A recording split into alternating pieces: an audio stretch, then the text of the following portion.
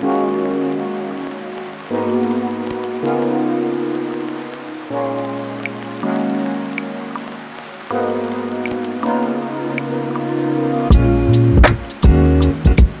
everyone, and welcome to another Junk Journal July.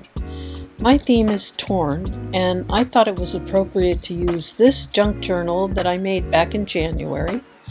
Every piece of paper were scraps that I tore and taped together for signatures.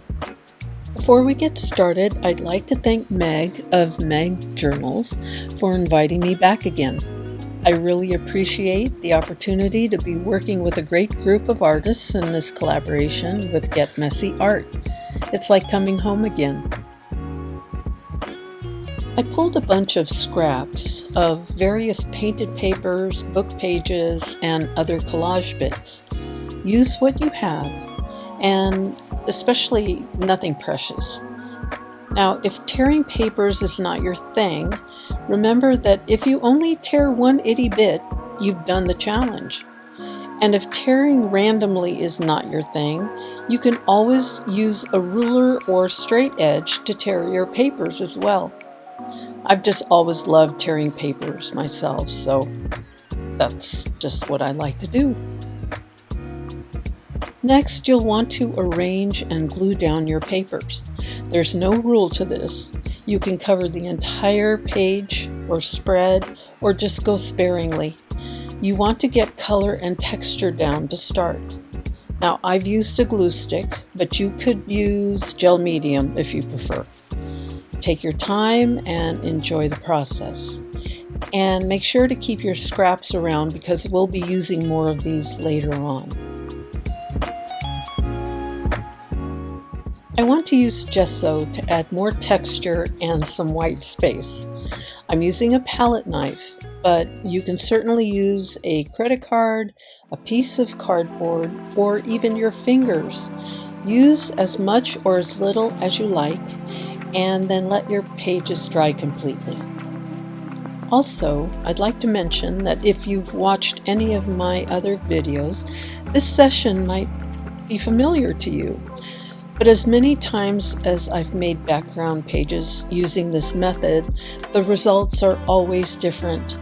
I don't feel that we have to reinvent techniques to have fun and stay creative.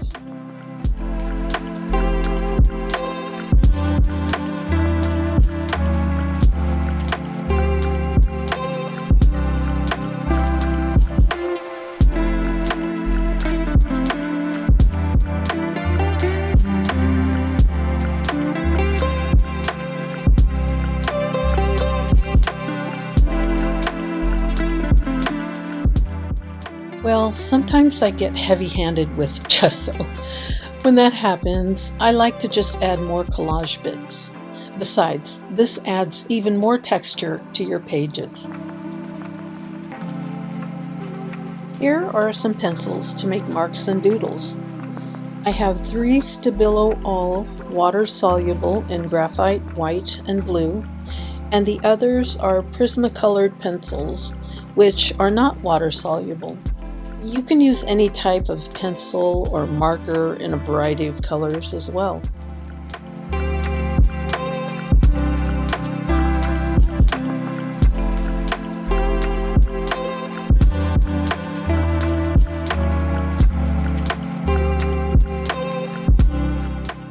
Next, I'm taking a brush with a bit of water and I'm going over my page so that I slightly activate these Stabilo All pencil marks.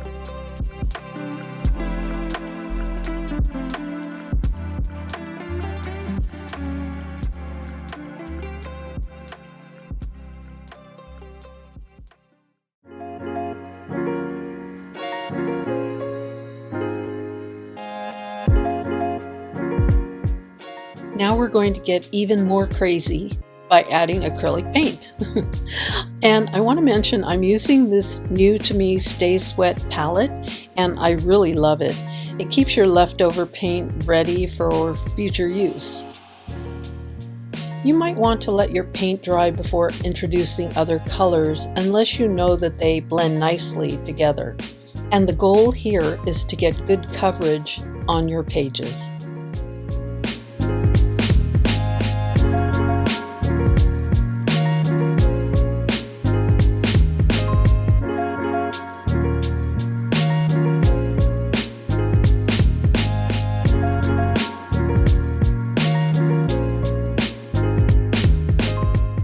Once you're done, take a good look and decide if you want or need to add more collage or paint for contrast or tone or just, for your liking. And here I'm thinking that I need to tone down this large area, so I'm going to add a bit of painted tissue paper right below it. In hindsight, I could have added more contrasting colors, but at the time I was happy with the way it turned out.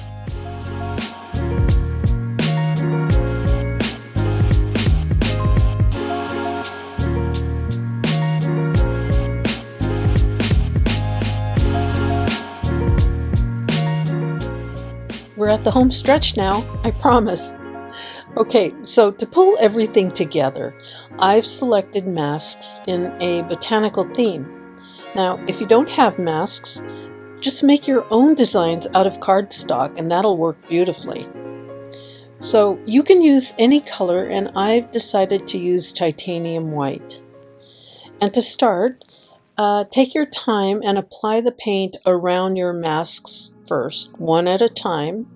And again, take your time with this. Don't worry about the surrounding area because you can fill that in once you're all done with the layout. This step is a bit time consuming, so I'm going to speed up the video, but I want to mention something ahead of time, and that is when I finish working with this first mask and as I remove it, it will look as though some of the paint seeped through the mask. In actuality, it's the gesso underneath the mask. Now, if I had used a darker color, it wouldn't have been that obvious, but I thought I'd mention that to you.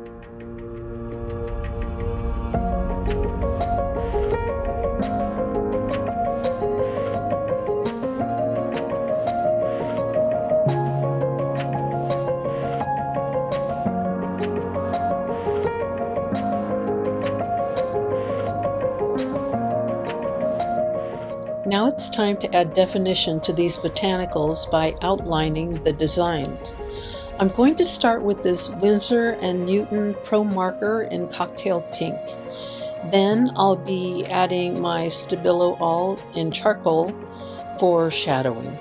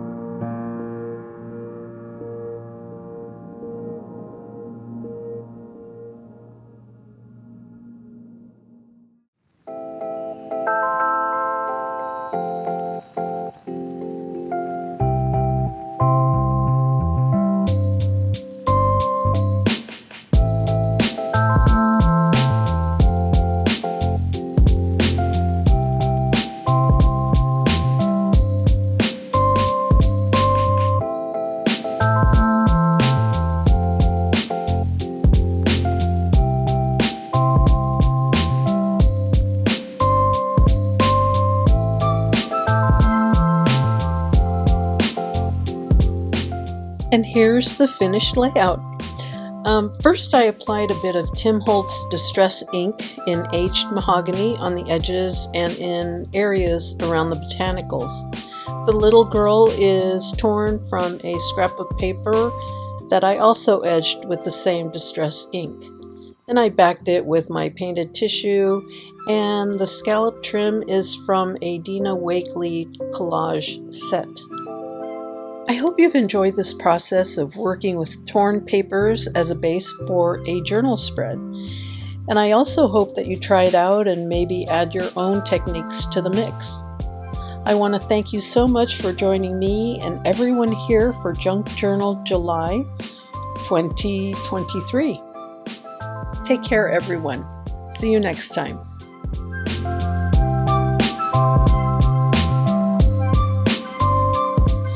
So, it's been a few days and I felt like reworking a few things. So I grabbed yellow acrylic ink and the same paints that I was working with and added a bit more color to parts of the botanicals and also the background. And then I added some scribbles with colored pencils. I finished it off with white acrylic paint haphazardly to bring back some contrast. And I like this version as well. I just, if you feel like reworking something or old art, you should just go for it. It's just paint, and this is one way to grow and just be more free with your work. So I'm going to share the before and after pictures so you can really see the difference. And anyway, I just thought I'd share this, and thanks again, everyone. Take care.